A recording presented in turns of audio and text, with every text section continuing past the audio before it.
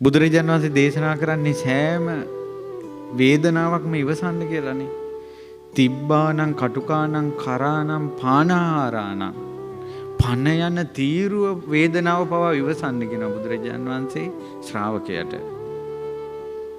ඊළඟට දුරුත්තානම් දුරාගතානම් වචන පතානම් නපුරු කොට කියන වචන හිත පාරවන වචන ඉවසන්න කියන බුදුරජාණන් වහන්සේ.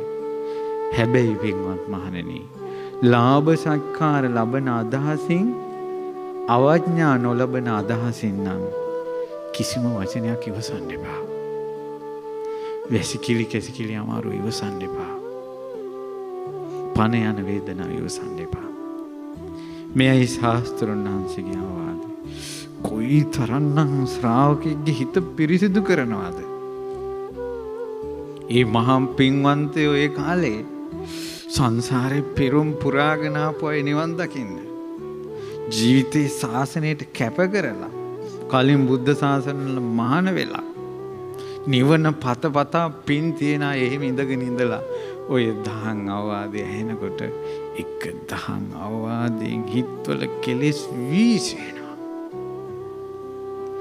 මගේ බුදුරජාණන් වහන්සේගේ අවවාදය මේක. ඒ භාග්‍යවතුන් වහන්සේගේ අවවාදයට රහතුන් බිහි වෙනවා බලන්න දෙවිවරු කෝටි ගණන්. ඒ දහම් දේශනා කරන තැන්වල පිරිවරා ගන්නවා.